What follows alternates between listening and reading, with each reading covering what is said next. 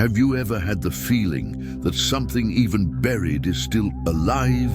I know, it sounds crazy to say that, especially coming from someone like me who has buried over 300 people in my lifetime. But there are stories that not even the years can bury. Some graves never really close, and there is one in particular that to this day no one has been able to get close to. We buried the body as per protocol. Everything went according to schedule. The coffin was sealed. The final prayer was said. The family left with red eyes and heavy hearts. The still damp earth welcomed yet another one among so many. Yet another one. But this was no ordinary case. He was buried with a ring. A strange, ancient, heavy object. I'd never seen anything like it. It had a red stone in the center that seemed to glow even under the cloudy sky. And the family was clear.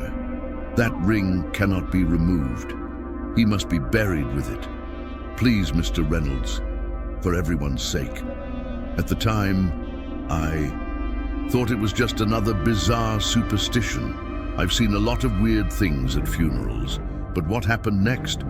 It can't be explained with logic, or with faith, or with medicine. Since that day, no one has been able to get close to that grave. Animals avoid the place, tools break out of nowhere, people get sick, the earth itself seems to pulse, as if there was something down there awake, waiting. If you think this is all made up, that's fine. Skepticism is healthy, but stay with me. Because when I tell you what I saw with my own eyes that afternoon, you might think twice before walking past a grave with something forbidden buried next to it. And it wasn't just the ring that we buried that day. My name is Tom Reynolds. I work as a gravedigger at Greenwood Memorial Park, an old and remote cemetery in the city of Salem, Massachusetts. Maybe you've heard of this town because of the witches, the old stories, the trials. I don't usually listen to that kind of stuff. Most of the time, the truth is much simpler than the rumors make it seem. But there are days when simplicity dies along with the body we bury. I've been to every kind of funeral you can imagine. Empty funerals, with only the priest and the wind for company. Funerals with a jazz band playing while the family dances as if it were a celebration. I've seen people faint over the casket. I've seen fights break out in front of the grave, promises of revenge whispered in low voices. The kind that the earth hears better than we do. But that week, something in the air was different. It wasn't just the cold or the fog that covered the graves in the morning. It was as if the cemetery itself was in a deeper silence than usual. You know, when the wind stops, the birds disappear, and even your footsteps seem to sink into the ground as if you were walking on flesh instead of stone. It was in this atmosphere that I received notification of a new burial. A man named Leonard Blake, 79 years old. The medical record said he died at home of natural causes, but there was a note from the funeral home attached to the form, handwritten, shakily. It just said, "Pay attention to the ring. Do not remove." I thought it was bizarre, of course, but you get used to eccentricities in this business. Most families want to leave a last mark, a last wish. Burying someone with a hat, a favorite book, a letter. I've seen it all. But the way that warning was written, as if it were a desperate warning, it kept ringing in my head. And it was even more intense when I met his granddaughter at the wake, a young woman with dark, unblinking eyes. She came up to me and whispered, "Please, just do what he asked." That's all. The way she said it, it wasn't a request. It was almost a plea. Before I continue with this story, I need to tell you something important. On this channel, each story is more than just a scare. It's a journey, a dive into the darkest side of reality, where fear is confused with truth. And the truth is sometimes scarier than any fiction. If you feel like you no longer belong to the ordinary world, if you carry this curiosity for what lies beyond the veil of death, for stories that few dare to tell, then you are not alone. This channel is your refuge, your tribe. Here, darkness has a voice, and it wants to be heard. So, before the next scene starts, subscribe now and leave your like, because what you're about to hear will touch your soul, and you'll want to come back. The day of the burial arrived surrounded by a dense fog, the kind that seems to rise from the ground, as if the earth were exuding secrets. The sky was grey, but it wasn't raining. It was the kind of weather that makes everything heavier, as if the air was filled with memories. I arrived earlier than usual. I like to take my time preparing everything, especially when the ceremony involves large families, and from what I've heard, the Blakes had a long lineage, although few had shown up at the wake. I set up the tent, lined up the chairs, and positioned the coffin in the exact spot in the already dug grave. So far, everything was as per protocol, but there was something about the coffin that bothered me. It wasn't the way it looked. It was beautiful, well-crafted, with dark hardware and impeccable finish. It was the way it smelled, a faint metallic odor mixed with an old perfume, something that reminded me of wet wood and iron, the same kind of smell I get when I handle rusty antiques or objects that have been buried underground for a long time. The family arrived in silence. No one cried loudly, not even the granddaughter, who remained standing with her arms crossed, staring at the coffin as if waiting for him to say something. Only an elderly man, who seemed to be Leonard's brother, approached me and repeated in a hoarse voice, "The ring is on his finger. Don't take it off. Don't let anyone take it off. Ever." That repetition began to make me uncomfortable, even more so when the coffin was opened for the farewell. I saw the ring. It was exactly as I imagined, darkened gold with strange carvings and a red stone in the center that seemed to pulse under the gray light of that late afternoon. I'm not one to stare at the dead, but for some reason, at that moment, I felt Leonard's eyes fixed on me, even though they were closed. During the ceremony, the wind suddenly stopped. A deep silence fell over everyone. Not even the leaves moved. The priest began to pray, but his voice seemed muffled. The words came out, but the sound did not seem to spread throughout the room. It was as if everything was being sucked into the grave. As we lowered the coffin, one of the attendants stumbled. He said he felt something pull at his foot, but there was nothing there. The ground was firm. I looked into his eyes. They were wide and pale, as if he had seen something, but no one commented. Everything was done in silence. The shovel of dirt fell on the coffin, and soon followed the second and the third. We closed the grave. I smoothed the soil, as I always do. I crossed my arms and took a deep breath. Mission accomplished. At least that's what I thought. But that very night, something in the cemetery began to change, and the first thing was the weather.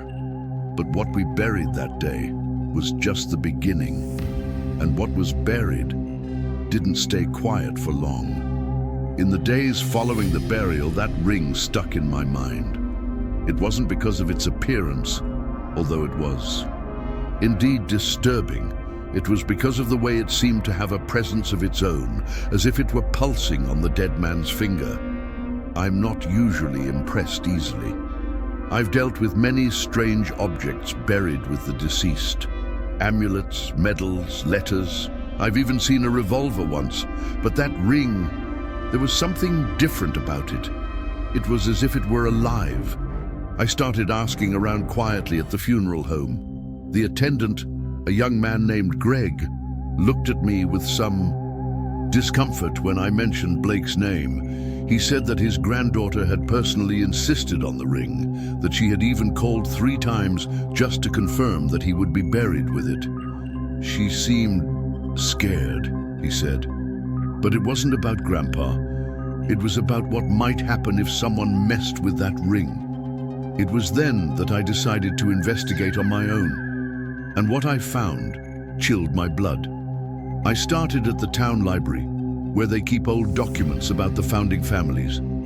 Of Salem, the Blakes were there, Since the 17th century, there were records of a certain Abraham Blake, accused of witchcraft and occult practices during the witch trials. Accused but never tried, disappeared before the sentence was read.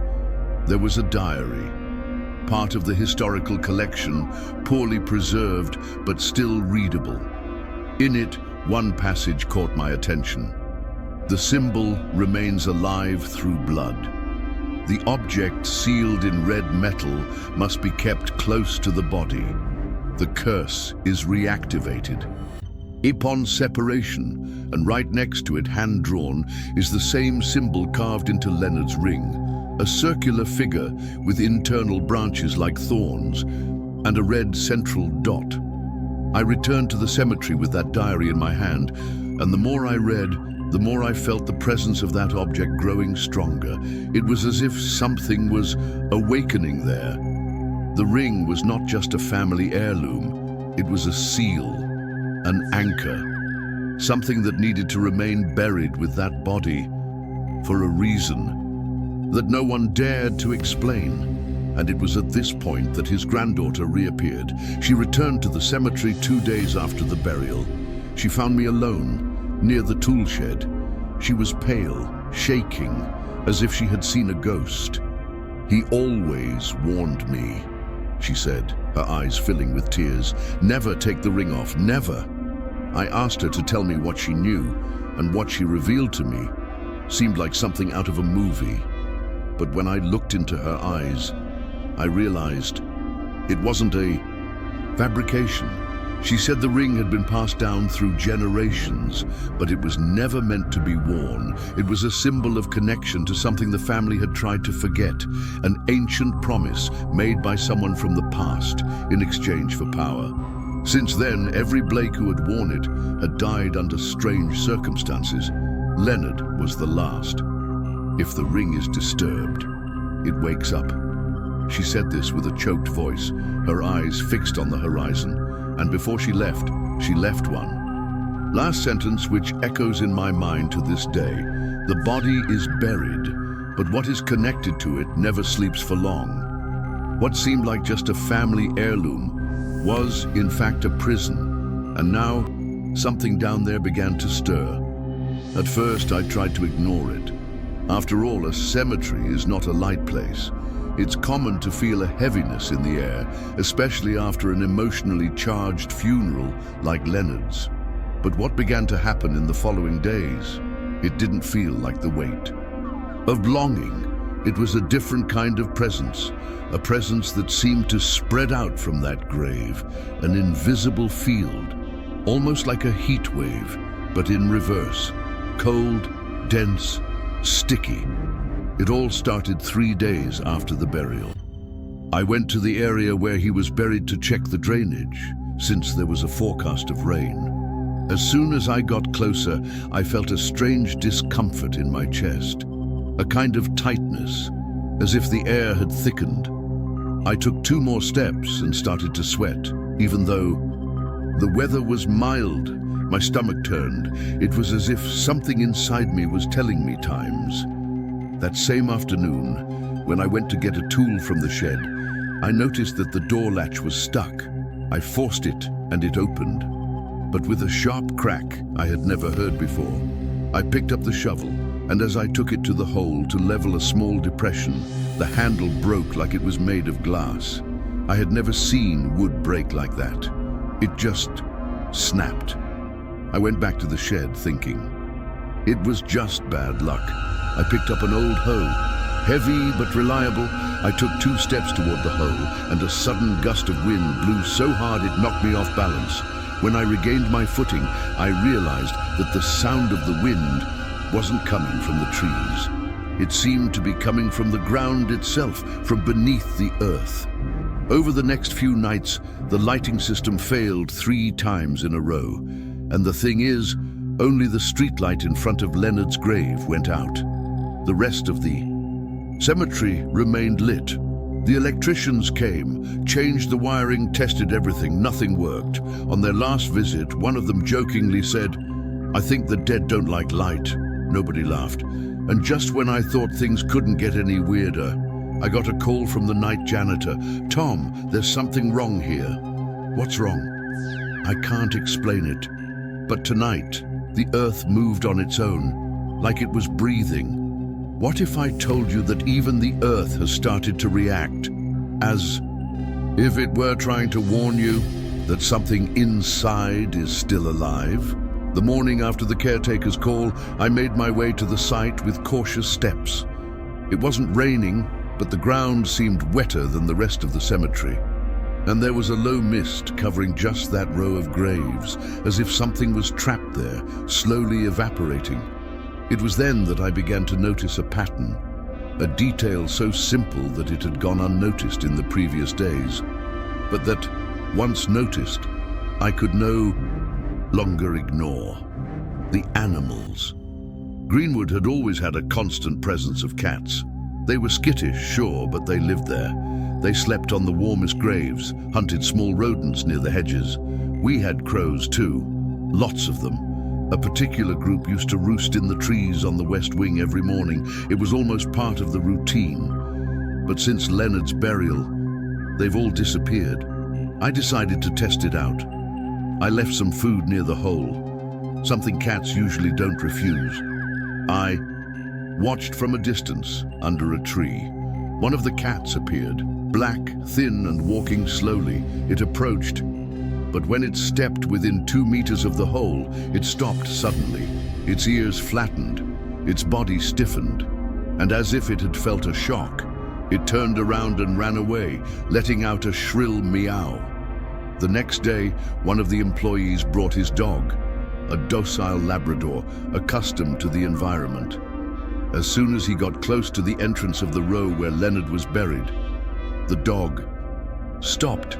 He growled at nothing. He lay down on the ground and wouldn't move any further. But it was with the crows that things got really strange. One grey afternoon, I heard a flock of birds screaming loudly, flying over the entrance to the cemetery. I climbed up to the plateau to watch. They were flying in circles, but they weren't landing. They just circled and circled, as if something there was preventing them from landing. And in the center of the imaginary circle, Leonard's grave. It was at that moment that I realized it wasn't just people who were avoiding the place. Nature itself seemed to want to stay away, as if it knew there was something there, something ancient, something that shouldn't be disturbed. When even animals avoid a place, maybe it's because they know something we don't, and what I discovered after that, it only gets worse. That week, the cemetery seemed to be acting of its own accord, as if it had become a living organism, reacting to what we buried there. I tried to rationalize, to follow the routine, to pretend that it was all just a coincidence, but events kept pushing me in another direction. On Monday, I had to go back to the West Row to repair an old headstone that had sunk slightly in the rain. I had a sledgehammer, a trowel, and a toolbox with me as I reached the bend in the stone path and began to approach the area of Leonard's grave. I felt that tightness in my chest again. My shoulders felt heavy, as if I were carrying bags of cement. But I kept going. I chose to work on a grave 10 feet away from his, far enough away that I wouldn't have to step directly on the ground where Leonard lay. I had started to dig around the side of the headstone when the sledgehammer slipped from my hand. It didn't fall, it hurtled, as if it had been pulled. It slammed hard against the side of the headstone and cracked the corner. I knelt down to pick it up, but when I touched the handle, I felt an unnatural warmth, as if the wood had been left in the sun for hours. But it was a cold day, and the handle, it had been with me the whole time. I got up, startled. At that moment, the streetlight right above me blinked twice and went out. I looked around. The other streetlights remained lit. Only that one went out again. The next morning, the lawn tractor we'd been using for years, a simple, reliable model, just wouldn't start. The battery was new. The engine was in perfect working order, but every time we tried to start it near Leonard's Row, it would stall. Just as we got halfway across the cemetery, the engine would shut off, as if something had drained its power. And when we manually pushed the tractor away from the spot, it started again. The electrician, called for the fourth time, ran tests with more advanced equipment. On the day of the inspection, he brought a box with frequency sensors, electromagnetic fields, and other things I didn't even know existed. He said it was to test whether there was any natural interference in the place. He came out of there white as a sheet. He called me to the corner, away from the others, and said, "Look, I don't usually believe in these things, but this place has an unstable magnetic field. And the strangest thing is, it's oscillating, as if it had a pulse." I stood there digesting this as I watched the silent grave in the distance. And then, at that exact moment, I saw the streetlight flicker on again. Up until that point, most employees had already avoided that area of the cemetery. Some pretended to have forgotten their tools in other corners. Others made up excuses to avoid going near them. But there are always those who need to see it for themselves to believe it, or in this case, to pay the price. His name was Kyle. He was in his early 20s, new to the team, one of those guys who thinks everything is an exaggeration. He never believed the stories. To him, any strange stories were just an effect of the heavy environment or the power of suggestion. I liked him. He was hardworking, dedicated, but stubborn, and it was this stubbornness that led him to do what no one else had the courage to do. One Thursday morning, he arrived before anyone else. He had heard the rumors, of course. He knew about the ring, the broken tools, the streetlights going out, but I thought it was all nonsense. As we drank coffee in the little restroom, he said something that gave me chills. "If this place is really cursed, I'm going there today. I want to see this grave up close. Maybe you guys are too suggestive." I tried to dissuade him. I told him about what I felt, about the animals' reactions, about the behavior of electricity, but he laughed. He said it was just a macabre coincidence that we were turning into a legend. That day, around 10 in the morning, I saw Kyle walking alone towards Leonard's grave. Without hesitation, he stopped in front of the grave, crossed his arms, and stood there for a few minutes. I watched from a distance, behind the window of the shed. Suddenly, he crouched down. He touched the earth. He kept his hand there for a few seconds, and then he simply stood up, as if nothing had happened. He walked back slowly, without saying a word. He seemed calm, but there was something on his face, a slight twitch at the corner of his mouth, his eyes slightly red, as if he had seen something he still couldn't explain.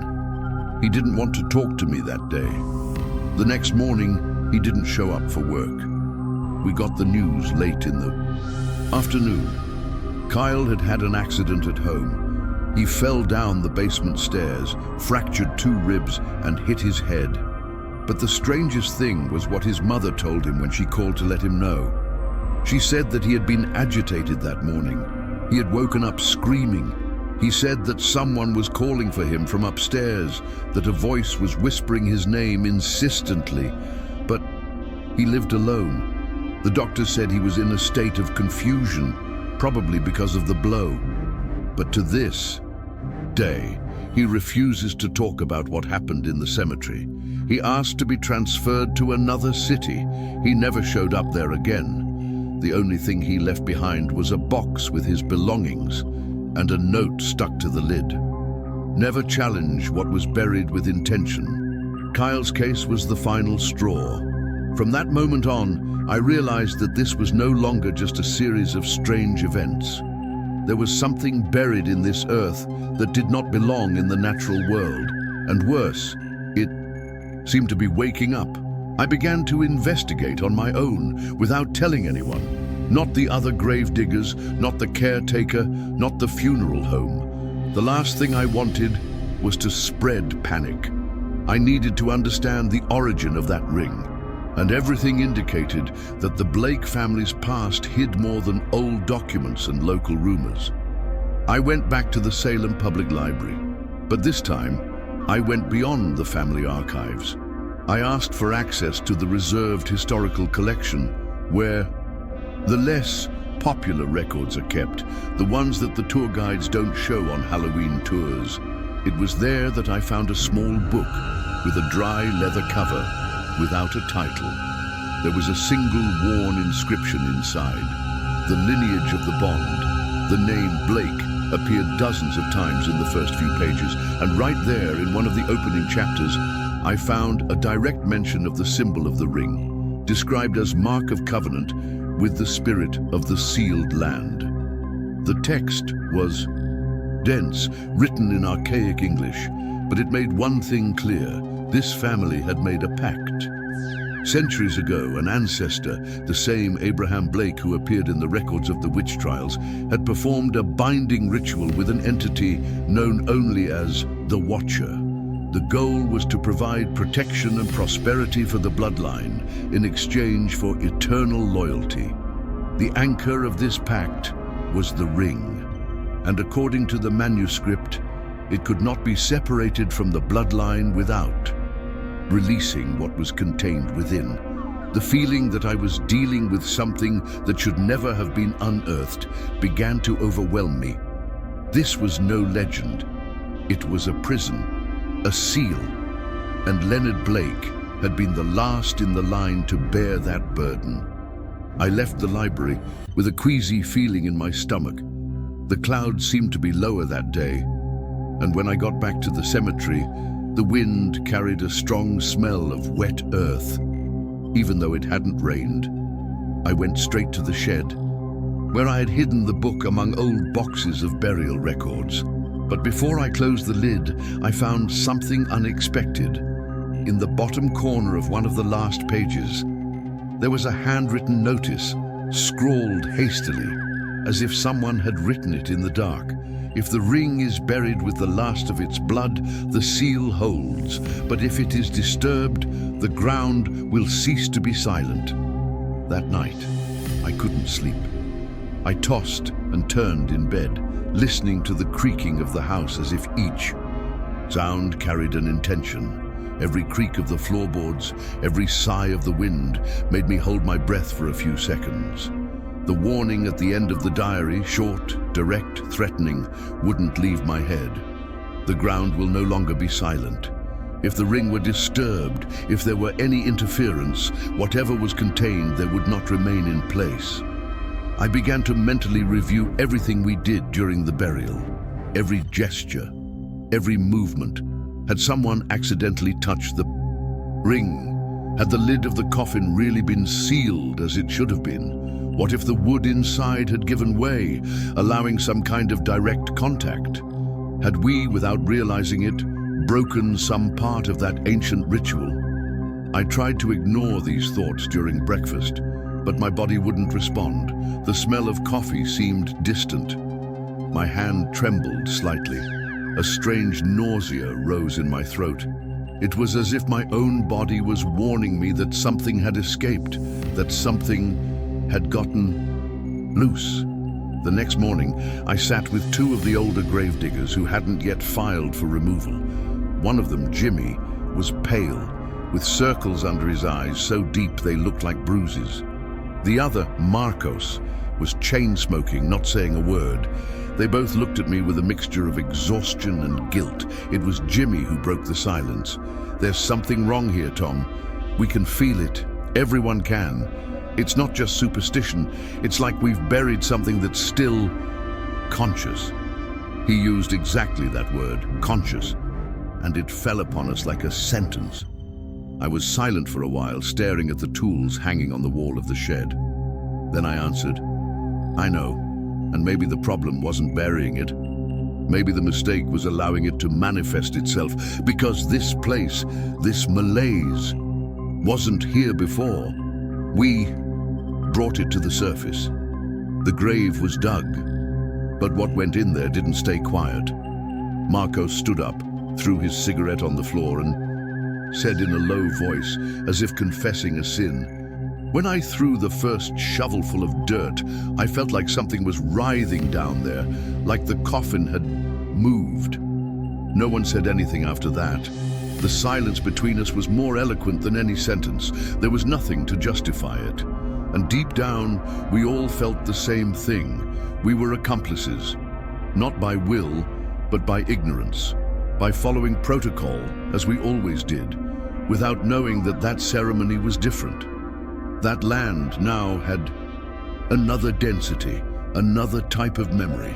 The worst part wasn't the fear, it was the sense of responsibility, the weight of having been part of something that should never have happened.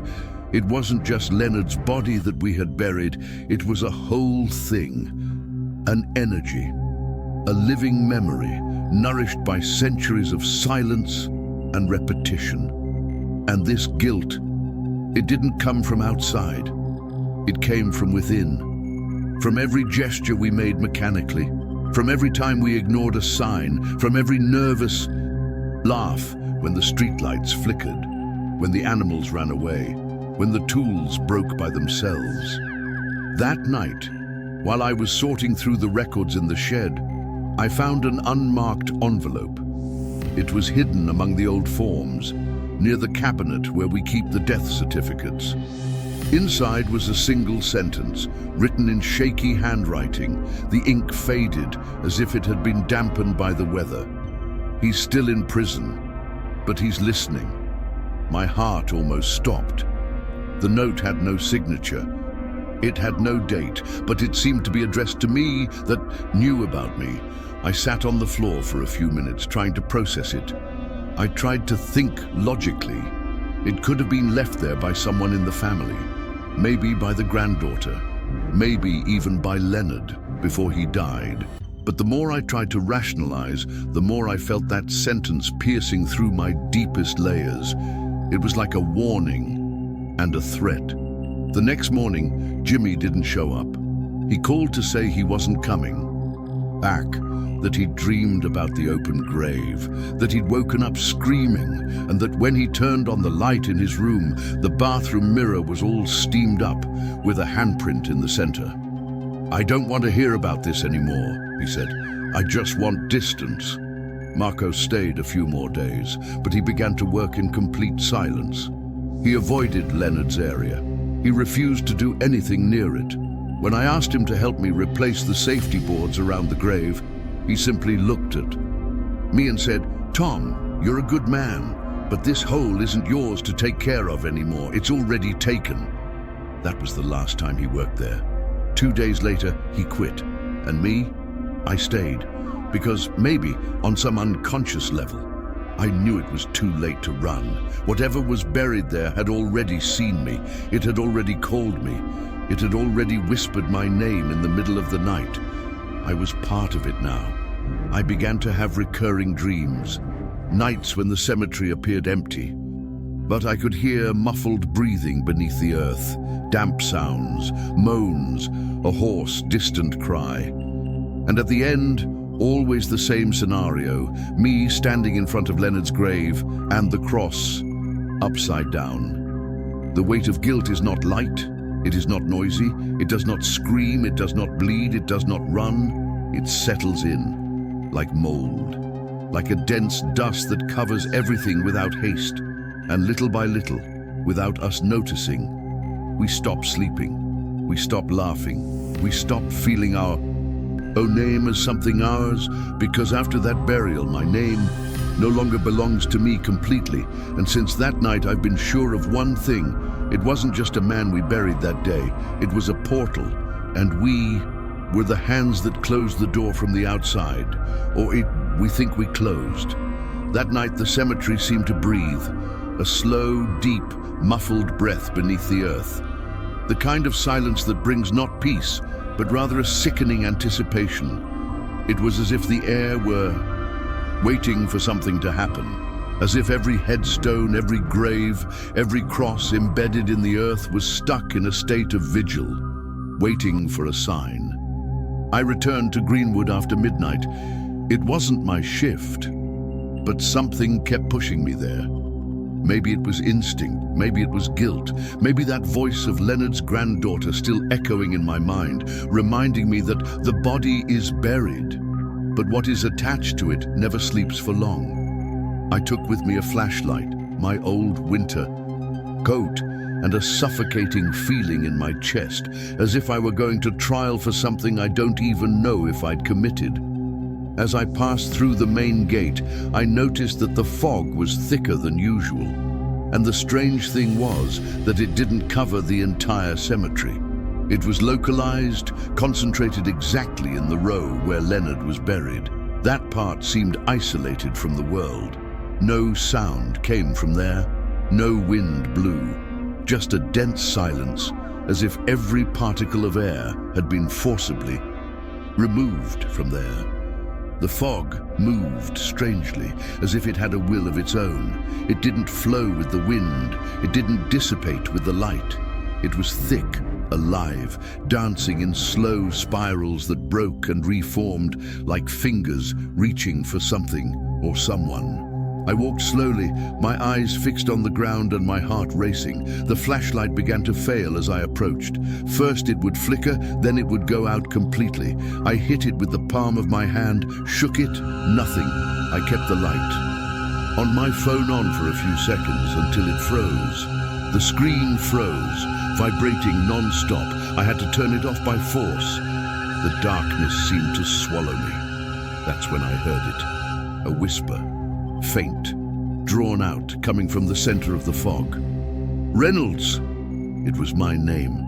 It was whispered in a voice that seemed to come from inside my head and from the air at the same time. It was as if the earth was calling my name. A wet, hissing sound, familiar and at the same time completely inhuman. I stopped. Immediately, I felt my spine go cold. My muscles stiffened as if I had been electrocuted in the heart. I looked around, trying to find some rational explanation, but there was nothing. Only graves, fog, and that suffocating silence that seemed to crush me. I took a step back and stepped on something. When I bent down to look, I realized it was one of the motion sensors the janitor had installed. It was lit up, activated, but no one, other than me, was there. Still, it blinked as if something was moving, something invisible, something that was moving along with me. I looked at Leonard's grave, and that's when I saw it. The ground wasn't like it had been last time. It was deeper, as if someone or something had dug into it. There were cracks in the sides, exposed roots, tiny bubbles of air rising from the surface. The ground was breathing. It swelled and gave way like a chest about to cough. The cross that marked the spot was crooked, as if it had been pushed in from the inside. A tension was taking hold of me. Not fear, but an unsettling certainty that something here no longer belonged to the world of the dead or the living. And then, without wind, without visible movement, the cross fell. All by itself. It toppled forward, as if pushed by invisible hands, landing with a dry, heavy sound that echoed through the cemetery like a muffled gunshot. I stood still for a few seconds, not knowing whether to run or pray. But something told me not to turn my back. I backed, away slowly, feeling the cold air rush up my legs. I felt a sting in my eyes. The fog seemed to burn. When I managed to get away and get close to the shed, I looked one last time at the row of graves. And I swear, by all that is holy, I saw a silhouette. It wasn't a person, it was shorter, hunched over. It stood exactly where the cross had fallen, motionless, shrouded in the mist that was now rising like thick smoke, covering everything around it. The figure didn't seem solid. It was like a figure that trembled in the air, floating a few inches above the ground, with long arms and an obscured face. I couldn't see any eyes, but I felt like I was being watched. The figure stood there for a few seconds, then it disappeared, as if it had dissolved into thin air, and with it, the mist began to dissipate, slowly, as if it had served its purpose. The next morning, we reviewed the security camera footage. One of the cameras, positioned higher up, captured the exact moment the cross fell. We saw the movement of the wood falling, with no one around, but what caught everyone's attention was another detail. For 3 seconds, a figure appeared before the lens, quick, flickering, but visible. And in the lower corner of the screen, embedded in the image like an impossible accident, there was a hand emerging from the earth, a thin hand with long, wrinkled fingers, and it was wearing the ring. The image froze on the monitor screen. No one moved. The janitor took off his glasses. The security technician cleared his throat, trying to hide his discomfort. But no one said a word, because everyone saw it. That hand wasn't from a decaying body. It was a living hand, and it was trying to get out. That night, I walked home in silence, but silence followed me. In the mirror, I felt as if someone was behind me. In the walls, I heard soft knocks on the pillow, the smell of wet earth. And ever since, on nights like that, I hear the whisper, always the same one, Reynolds. And now I know what we buried was not contained. And the worst part is that maybe it never was. After that night, something inside me changed. And I'm not just talking about fear. I'm talking about a strange sense of connection, as if a part of what we buried had stayed with me. A kind of invisible, constant presence that doesn't manifest itself in noises or apparitions, but in silence. A silence that hangs heavy in the air, as if it's always waiting for something or someone. The video captured by the cameras was shown to a few people. The reactions were silent but eloquent. 2 people left their badges on the table and never came back. Others asked for a transfer. Even the superiors, who tried to rationalize everything with technical terms and cold explanations, changed their tone after watching the images. Because there, in that brief moment, in that hand emerging from the earth, there was a truth that no logic could erase. And yet, they left the grave untouched. Officially, that section of the cemetery was called an area under analysis for structural recovery. But those of us who live in the area every day know that it is a containment area, a space that everyone avoids, even without admitting why. A few days ago, while I was going through old documents in my office, I came across something that chilled me. It was a yellowed envelope left on my desk with no return address, no stamp, no date. Inside was a single photograph, a black and white photograph, weathered but still legible. In it, a man in a dark suit stood over a freshly dug grave, staring straight into the camera. On his left hand, a ring, the same one. The red stone was the same. I turned the photo over, and on the back was a handwritten note, almost faded. The bond is never broken. It just waits to be remembered. And that's why I told you this story, not out of curiosity, but as a warning. Because sometimes what we bury doesn't want rest. It wants company. If you've made it this far, take a deep breath and think carefully before forgetting this story. And if you want to continue hearing confessions that no one else has had the courage to tell, subscribe to the channel now. This was just one of many secrets that the cemetery tried to hide.